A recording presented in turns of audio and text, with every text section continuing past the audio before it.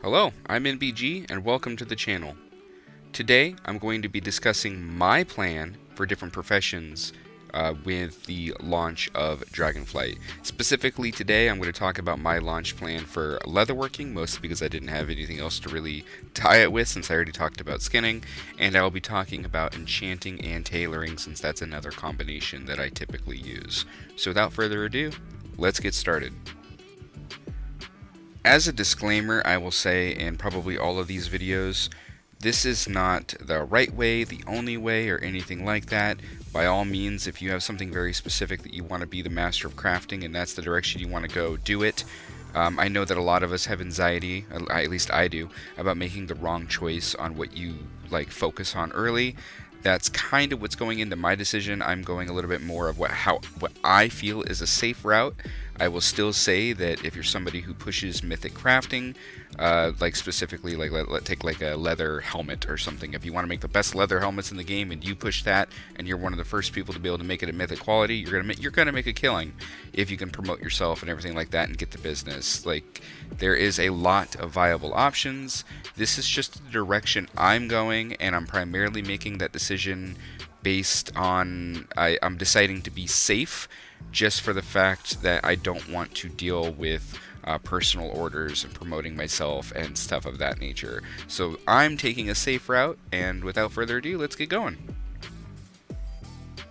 First on the list today is leatherworking.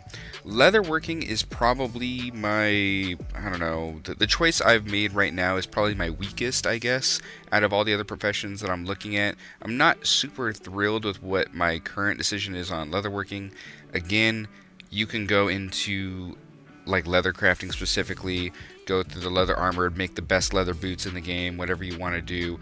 Any of these choices are going to be super, super good, considering that there's so many points that have to go in. Not everybody's going to be able to do this. I mean, look at all these options that you have to push just on leather, let alone mail.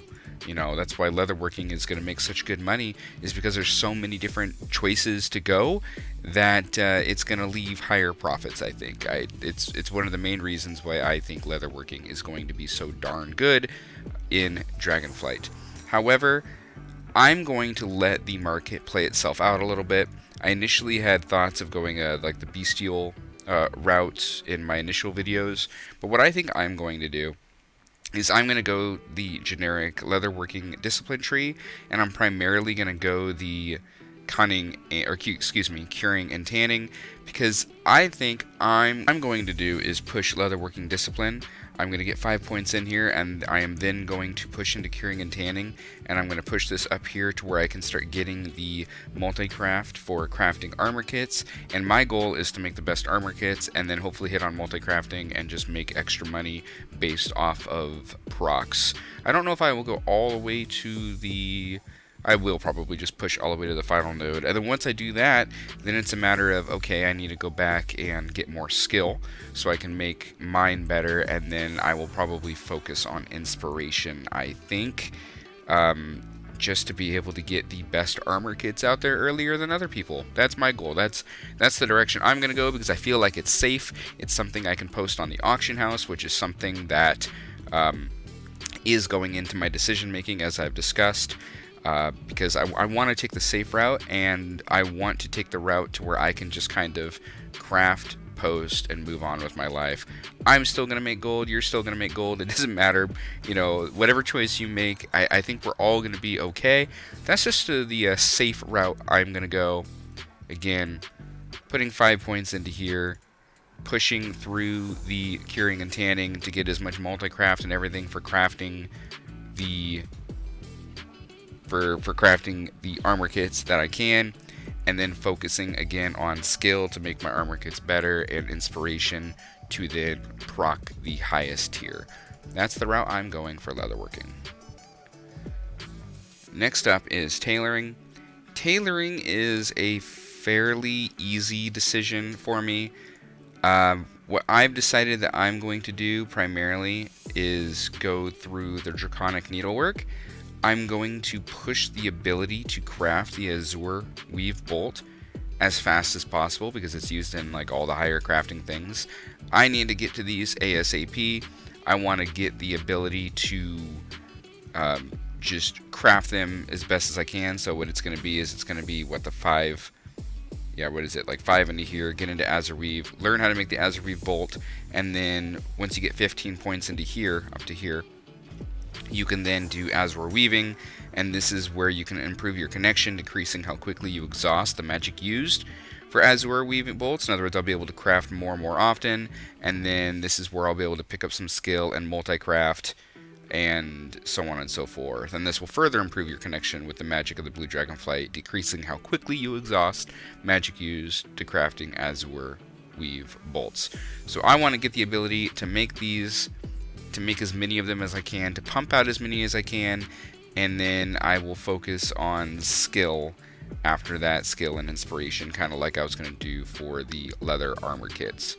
Another viable option, which, like, if I only played one character, or like if I played my tailor a lot out in the world, like, you know, that was like kind of the main thing I just played, I would highly consider going into the cloth collection just to pick up more cloth, more from humanoids, somehow pick up bolts. I would probably go a method like that, is something I like as well. And then, of course, you still have the ability to push specific garments if you would like, you know, if you want to make the best leggings or whatever the case may be. You can go that route as well, but I'm going to push Azure Weaving. I'm then going to push the ability to just basically get the cooldown down so I can make more of them quicker.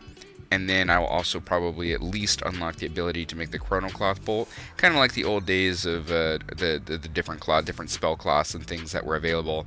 I just want to get the ability to start making that like a daily cooldown, whatever the case may be, and just get making them so other people can use it.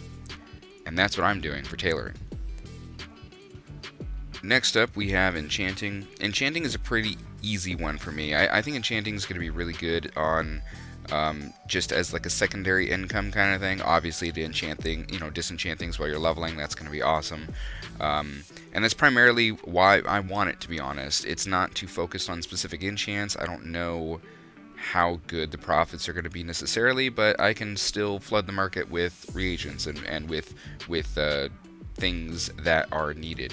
So what I'm going to do is, once I put a point into inside of the blue, which will increase your magical perception, gaining a small chance to locate mystic items that can be disenchanted for reagents, I will then immediately go into the Draconic Disenchantment, and that's for multiple reasons. The primary reason is the final node, which I will be rushing, and this is just to disenchant weapons, and you will gain a small chance to acquire an additional resonant crystal, which is like the purple crystals in Dragonflight.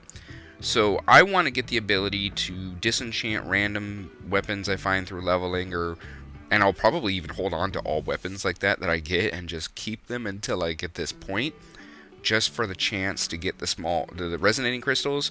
Because if we think back to previous expansions, usually that purple crystal, the epic crystal, is usually highly expensive early on.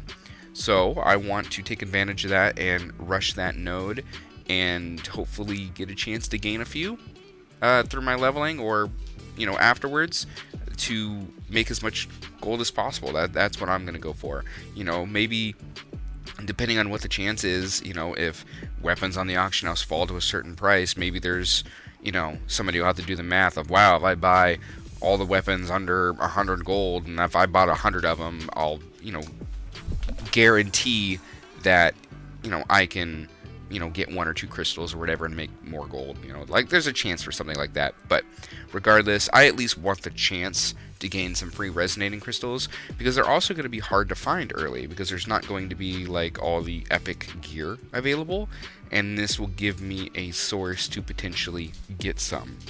So that's what I'm going to do. But there's other great nodes as we're going through here. 5% chance to acquire additional reagents when disenchanting. This allows you to disenchant armor and profession equipment, or better disenchant them, gaining a small chance to gain additional vibrant shards. This allows you to perform crystalline shatter, destroying enchanting reagent to acquire 3 of the lesser quality. And this just increases your disenchanting potency, gaining a small chance to gain additional reagents. So again, it's the disenchanting tree. Like that's what it is. That's what I'm going to push, just to gain as much extra materials as possible. but mostly to gain a way to find some additional resonant crystals, because it's probably highly likely that they're going to be quite expensive early on, and I like gold, so that's the direction I'm going to go.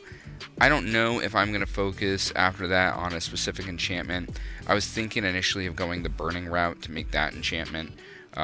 Looked really good for like weapons. Which one is it? Yeah, the burning devotion. I was thinking about going that route and being like the guy who can make those really well, but I really think it's going to be more of a secondary profession for me this expansion. So I do think that I am going to go the disenchanting route primarily. And there you have it. That is my launch plan for leatherworking, tailoring, and enchanting. Most of them to me are pretty straightforward. Again, I'm going to play it safe. By all means, do something different. Honestly, you should, because if people do something different, that's going to make me more gold. That's just kind of the way it works. That's one of the things I really like about this profession system, because there's so many options and so many directions you can go. If you can kind of go something a little bit off the wall that you don't think other people are going to pick, that might net you some pretty good gold. But I do think, as much as I didn't think I was going to do this originally, that I'm going to go safer route initially. Let things kind of, formulate a little bit. Let things, figure out kind of what's going on with the work orders. Kind of figure out what's going on in the auction house. Really see the direction. Maybe even start seeing metas show up. And then from that point, I can then push into something else. Because it's not like my beginning choices are like that's what I'm stuck doing. Eventually I'll get everything unlocked, right? So this is just how I'm going to go about making gold at the start of the expansion, and my goal is to play it safe and still make good profits. So that's what I'm doing. So if you like this video, please comment, like, subscribe, let me know what you would like to see, let me know what I can do better, and with that, I'll see you in the next video.